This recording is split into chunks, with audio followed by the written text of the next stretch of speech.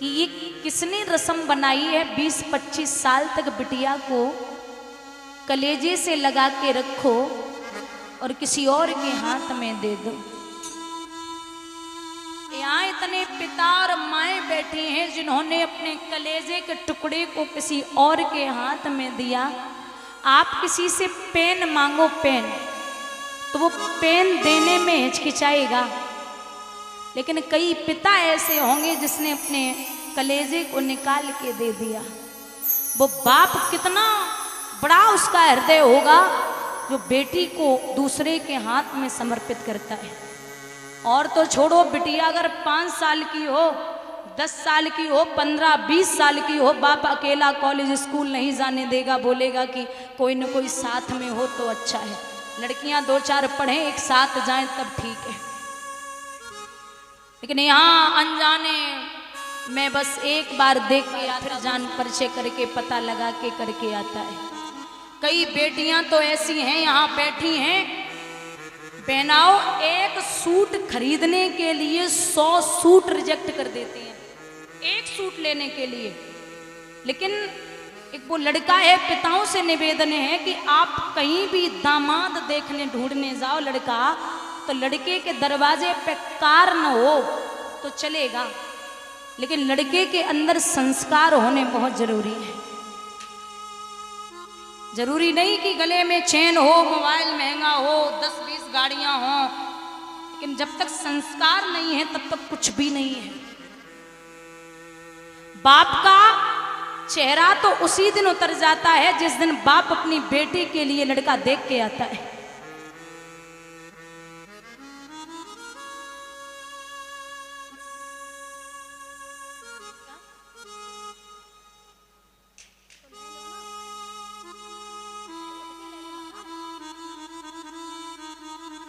जवाब दिया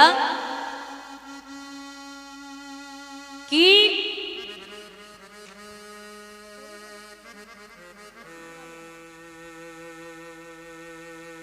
यहां बाप जिस दिन बेटी के लिए लड़का देख के आता है उसी दिन बाप का चेहरा उतर जाता है।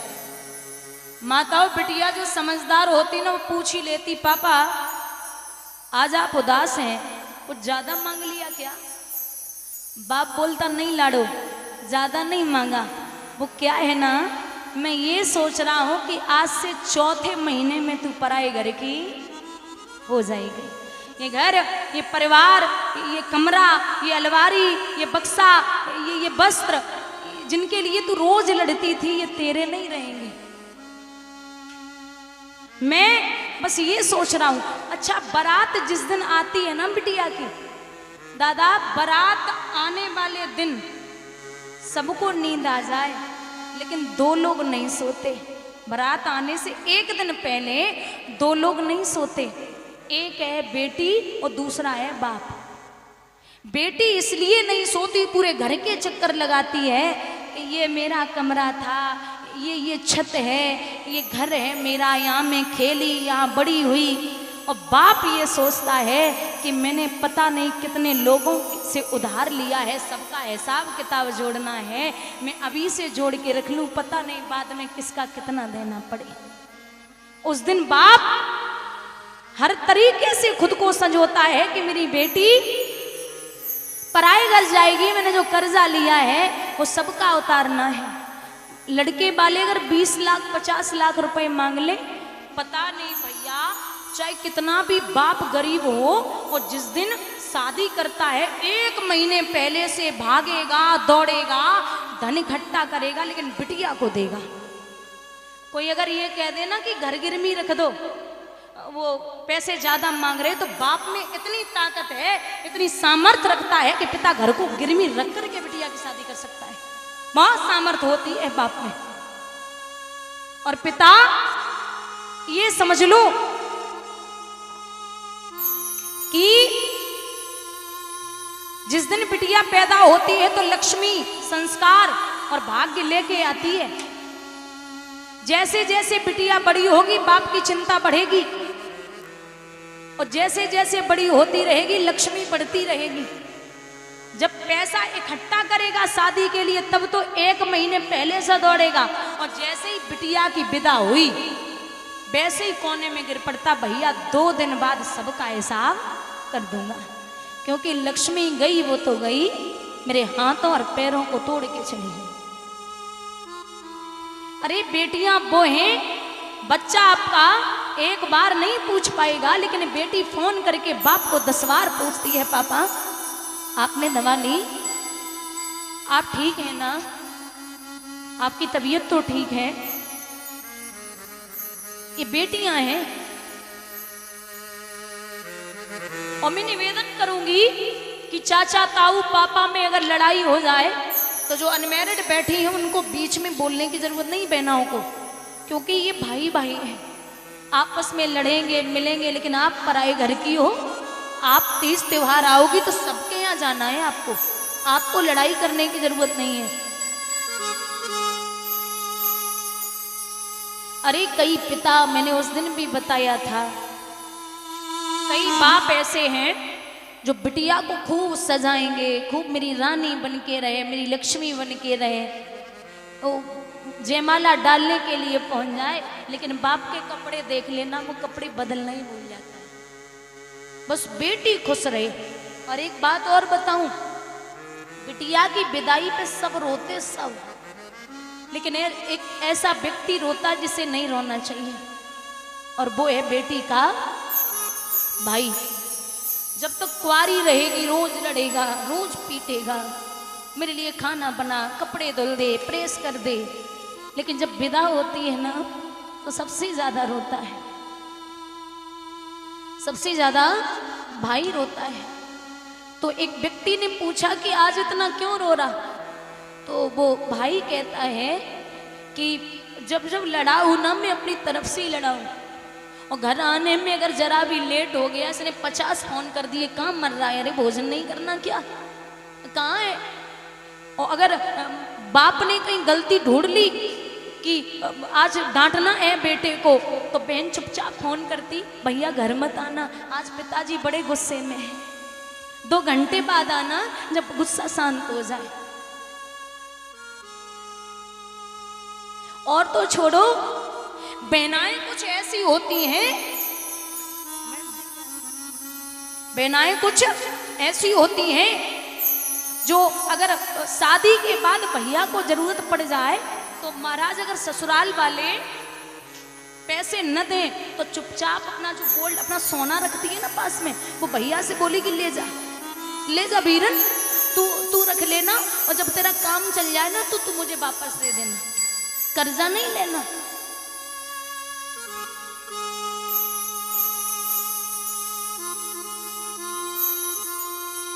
ये होती हैं बेटियां। एक गरीब की लड़की जब विदा करके गई तो बाप गरीब था, लेने नहीं पहुंच पाया, रोज ताना देते ससुराल वाले, तो एक बिटिया को मौका लग गया, एक चिट्ठी लिखने लगी, पापा बहुत दिन हो गए, बड़ी याद आ रही, आपने तो शादी करके याद ही नहीं किया, पापा अपने खून से लिखिए चिट्ठिया, बबुला अपने खून से लिखिए चिट्ठिया, पापा मायके को तरसे तुम्हारी बुढ़िया, बबुला मायके को तरसे तुम्हारी बिटिया।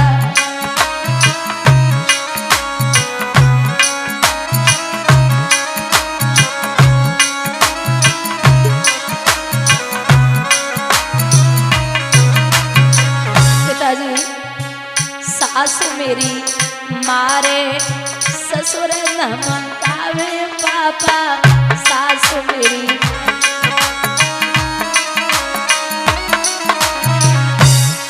पापा ननद दिखावे तेल की कटिया, बबुला ननद दिखावे तेल की कटिया, ओ बबुला मायके को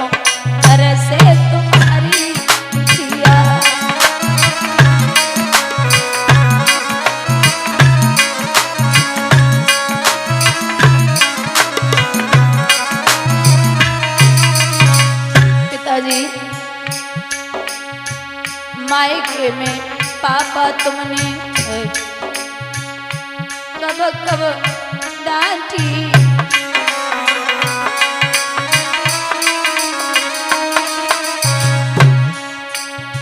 ससुरे में बिना पिटे दिन जात नहीं बाकी।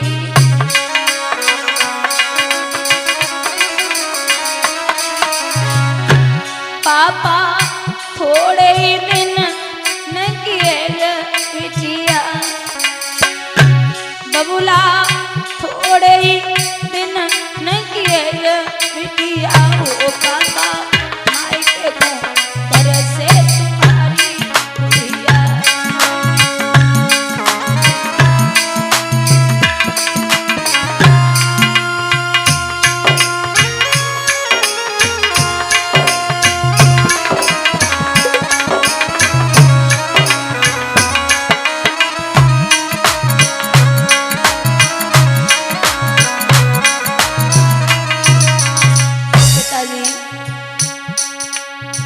जिसको बनाया पापा जीवन साथी,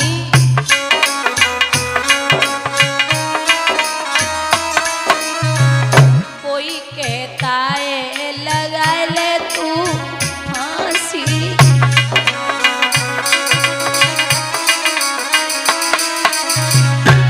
बबुला कैसे रहे तुम्हारी गुड़िया, पापा कैसे रहे तुम्हारी बिटिया। ओ बबुला मायके को तरसे तुम्हारी बिटिया।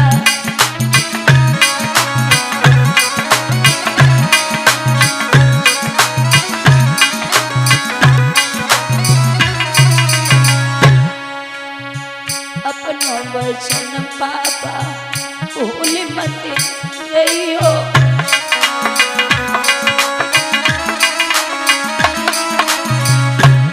लिखती है लाडो बाबुल अपनो वचन बबुला भूल मत जइयो। जल्दी से जल्दी लिवाए ले जइयो।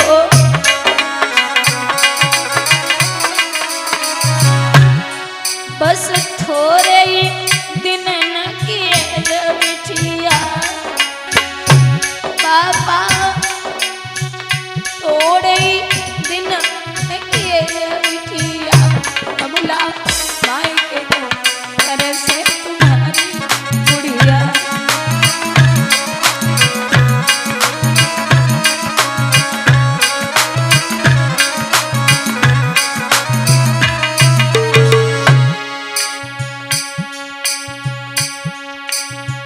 पापा तुमने सिखाया, पापा तुमने सिखाया, जो तुमसे पाया पिया घर ले चली।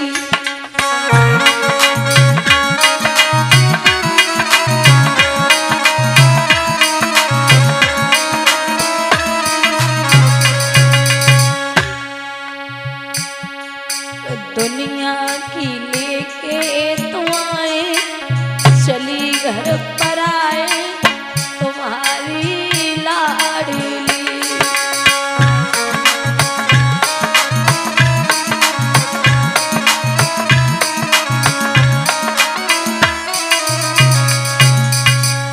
महाराज राजा जनक ने बुजुर्गों ध्यान देना, पगड़ी उतार के राजा दशरथ के चरणन पे रखी। महाराज निभा लेना, ये मेरी बेटी बहुत प्यारी है। आप लड़के वाले हैं और मैं लड़की वाला हूँ। मैं जीवन पर्यंत तक आपका आभारी रहूंगा कि आपने मुझे राम जैसा दामाद दिया है। झपट के छाती से लगाओ राजा दशरथ ने और जवाब दियो, क्या कर रहे हो महाराज? आप तो हमसे भी बड़े हैं कि आप अपनी बिटिया को हमें दे रहे, ये बहुत बड़ी बात है। मेरा राम तो भोला है। यहाँ से एक बात सीखने को जरूर मिलती है कि आजकल लोग मरे जा रहे कि पैसा, जितना पैसा हो मैं उसी घर में बिटिया करूंगा।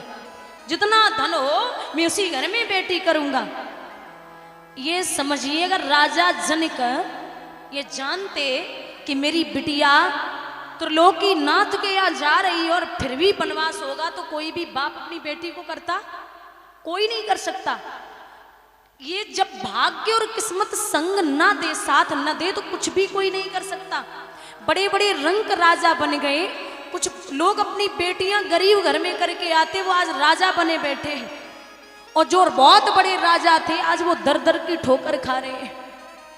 राजा जनक ने बहुत समझाया कि मेरी बेटी को अच्छे से रखना,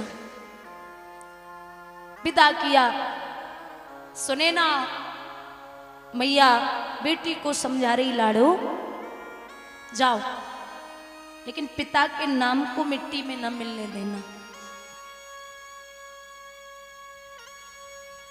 आए चारों पुत्र वधुओं को लेकर के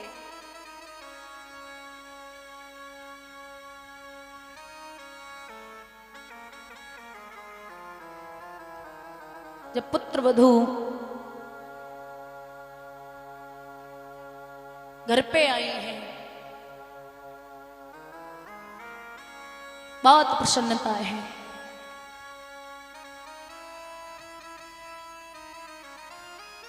समय बीत रहा है,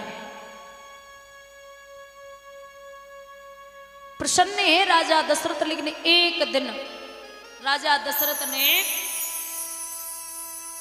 दर्पण में अपना मुख देखा तो क्या देखा कि कान के पास बाल सफेद हो गया।